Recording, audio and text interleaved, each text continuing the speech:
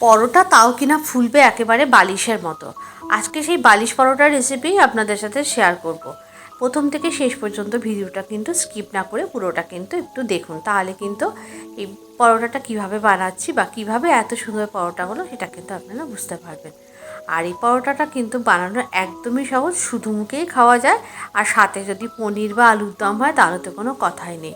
প্রথমেই আমি এখানে একটা বোল নিয়ে নিয়েছি, তার মধ্যে বেশ কিছুটা পরিমাণ গরম দুধ দিয়ে দিয়েছি এবং গরম দুধের মধ্যে দিয়ে দিয়েছি 1 চামচ মতো চিনি, আর দিয়ে দিয়েছি এখানে খুব ছোট্ট চামচের মানে চা চামচের একদম 2 থেকে আড়াই চামচ মতো ইস্ট দিয়ে সেটাকে একটু অ্যাক্টিভেট হতে দিয়েছি এবং সেটাকে রেখে দিয়েছি বেশ কিছুটা সময়।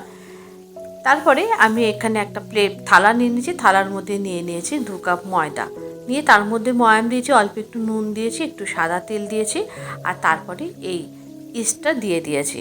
দিয়ে কিন্তু খুব ভালো করে ময়দাটাকে মাখতে হবে। ময়দাটা কিন্তু অনেকটা সময় ধরে ধৈর্য ধরে মাখতে হবে। ময়দাটা কিন্তু মাখার ওপরেই কিন্তু এই পরোটাটা কতটা ফুলবে সেটাই কিন্তু ডিপেন্ড করবে।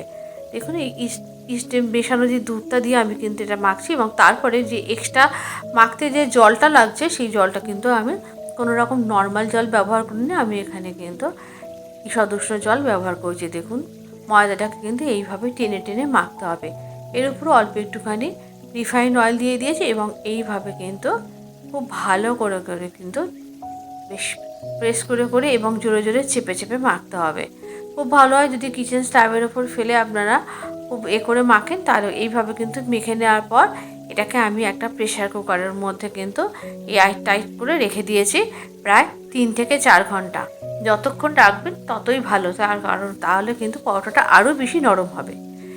এইবারে কিন্তু এটাকে রেখে দিতে হবে এমন একটা জায়গায়, একটু গরম জায়গায় রাখতে হবে। যদি পারেন আপনারা একটু বাইরে বারান্দায় রাখতে পারেন, তবে ডাইরেক্ট রোদে রাখবেন না, একটু মানে ছাওয়া দেখে রাখবেন, কিন্তু সেখানে যেন রোদের তাপটা আসে।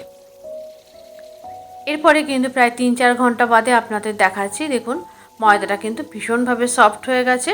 এরপরে কিন্তু আমি এর থেকে ছোটো ছোটো করে লিচি কাটার আগে আবারও বেশ ভালো করে কিন্তু এটাকে ঠেসে ঠেসে কিন্তু আরও 10 মিনিট ধরে মাখতে হবে। তাহলে কিন্তু প্রথমে মাখার পর 10 মিনিট আর তারপরে এরকম রেস্টে রাখার পর কিন্তু আরও 10 মিনিট, প্রায় 20 মিনিট ধরে কিন্তু ময়দাটাকে মাখতে হবে। ময়দা যত ভালো করে মাখা হবে তত কিন্তু সফট হবে এই পরোটাটা এবং তত সুন্দর কিন্তু ফুলবে। এরপরে এর থেকে লেচি কেটে নেব। লেচিগুলো কিন্তু মিডিয়াম সাইজের লেচি, আর যতটুকু লাগবে ততটুকু লেচি নিয়ে নেবেন। তারপরে বাকি ময়দাটা কিন্তু আবারও ঢেকে রাখতে হবে। তারপরে কিচেন স্ল্যাবের ওপরে অল্প একটুখানি ময়দা ছাড়িয়ে আমি একে একে সমস্ত পরোটাগুলো বেলে নেব। প্রথমে পরোটাগুলো বেলার সময় প্রথমে বড় করে বেলে নিতে হবে, একদম পাতলা করে বেলে নিতে হবে। আর তারপরে কিন্তু দেখুন আমি যেরকমভাবে ভাঁজটা দেখাচ্ছি ঠিক সেরকমভাবে ভাঁজ দিয়ে কিন্তু স্কোয়ার শেপে পরোটাটাকে বেলে নেবেন। আপনারা যদি মনে করেন স্কোয়ার শেপে বেলতে পারেন, আপনারা চাইলে কিন্তু ত্রিকোণাত করেও বেলতে পারেন।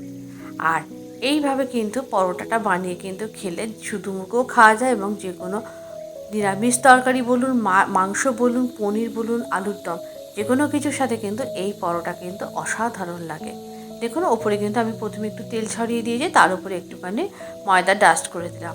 দেওয়ার পর খুব ভালো করে ময়দাটাকে এর সাথে মিশিয়ে নিতে হবে। নেওয়ার পর দেখুন আমি এরকম করে কিন্তু ফোল্ড দিচ্ছি।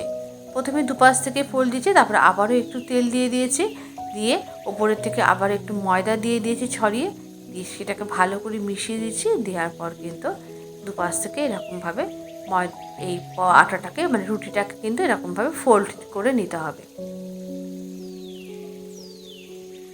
এরপরে কিন্তু অল্প একটুখানি ময়দা দিয়ে আবারও কিন্তু ভালো করে রুটিটাকে বেলে নিতে হবে।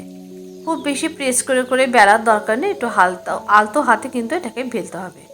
ব্যাস এইভাবে কিন্তু সমস্ত পরোটাগুলো আমি আস্তে আস্তে রেডি করে নিয়েছি। এরপরে গ্যাসের ওপর কিন্তু আমি একটা তাওয়া বসিয়ে দিয়েছি। তাওয়াটা কিন্তু বেশ ভালো মতো গরম হয়ে গেছে। তাওয়ার ওপরে কিন্তু আমি পরোটাটা দিয়ে দিয়েছি। দেওয়ার পর প্রথমে একটু এপিট ওপিট ভালো করে নাড়াচাড়া করে প্রথমে পরোটাটাকে হালকা করে ভেজে নিতে হবে। যেই দুপিট বেশ ভালো করে ভাজা হবে তারপরে অল্প করে উপর থেকে তেল ছাড়াতে হবে। যেই তেল দেওয়া হবে তখনই কিন্তু পরোটাটা আসল খেলা শুরু হবে। সে কিন্তু বালিশের মতো পুরো ফুটবলের মতো ফুলতে থাকবে। এই ফুটবলের মতো ফুলতে থাকবে যখন, তখন কি সুন্দর লাগবে দেখুন দেখতে। এইভাবে কিন্তু প্রত্যেকটা পরোটাই কিন্তু ফুলবে যদি এই রকমভাবে মাখা এবং পরোটাটাকে রেস্টে রাখা, এই দুটোই যদি সমানভাবে থাকে তাহলে কিন্তু পরোটাটা এরকমভাবে বালিশের মতো ফুলবে। এইভাবে সমস্ত পরোটাগুলোকে আমি ভেজে রেডি করে নিয়েছি। আজকে পরোটার রেসিপিটা আপনাদের কেমন লাগলো অবশ্যই কিন্তু কমেন্ট বক্সে জানাতে ভুলবেন না। আজকের রেসিপিটা কিন্তু আমি পনিরের সাথে পরিবেশন করেছি, কড়াই পনির। আপনাদের সাথে কড়াই পনিরের রেসিপিটা কিন্তু আর একটা ভিডিওতে শেয়ার করব। রেসিপিটা যদি ভালো লেগে থাকে অবশ্যই একটু লাইক করবেন এবং আপনাদের কাছে অনুরোধ থাকলে অবশ্যই কিন্তু আপনারা বানিয়ে কমেন্ট বক্সে কিন্তু ছবি দিতে ভুলবেন না। আজকের রেসিপি তাহলে এই পর্যন্ত, আবারও দেখা হবে পরবর্তী ভিডিওতে আর একটা নতুন কোনো রেসিপির সাথে। সবাই অনেক ভালো থাকবেন, সুস্থ থাকবেন, আর রেসিপিটি কেমন হয়েছে অবশ্যই জানাবেন।